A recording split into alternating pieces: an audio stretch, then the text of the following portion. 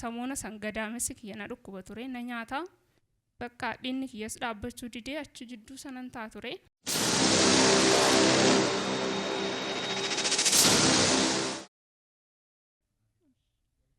Maqaan koo Kibbinesh Badhaasaan jedhama kanan dhufe asuma Adaamarraayi. Waa waaqayyo naa godha jidduu asitti jechuudha aduu ji'a 8ffaa aduu guyyaa 22 waldaa kana dhufeen ture.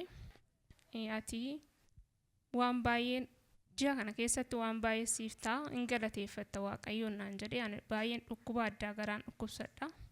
Dhukkubni kun kan na eegale bara 2011 irraa jalqabee bara baraan dhukkubichi natti jijjiirama jechuudha malee boqonnaa argadheen beeku tureyyuu. Jennaan ji'a kana keessatti amma ji'a kanaatitti waan ittiin galateeffattu hin qabdaa kanaa booda gaddi hin jiru gammachuu malee hin jijjiiramta naan jedhee. Akka ji'a sanii jidduutti dhukkuboota baay'een qaban ture dhukkuba kulaalitii coggaarras nan qaba.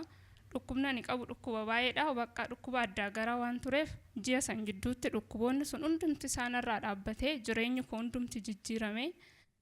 Sanan booda aga ji'a tokko sanitti waaqayyoon nan galateeffadhe jechuudha.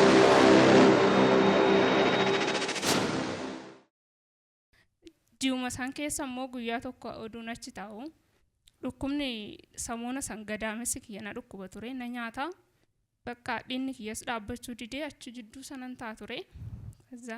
Warri dhukkubsatta fuuldura kanatti ba'aa jedhanii nu yaamanii yeroo sanatti ani immoo fuuldura kana ba'een dafeen baane garuu ba'ee yeroo naa kadhatamu akka waan ibidda wayii natti qabate sana booda dhukkubichi sun yeroo sanii eegalee narraa dhaabbatee ji'uma sanitti jechuudha dhukkuboonni addaa garaa dhukkubni adda addaa hundumti isaa ji'uma san keessatti narraa dhaabbatee gaafa ji'a sanii xumure saniin booda waaqayyoon dhuga baateedhaafan as dhaabadhee jechuudha. Erga gaafa sii kadhatamee si keessaa badeera.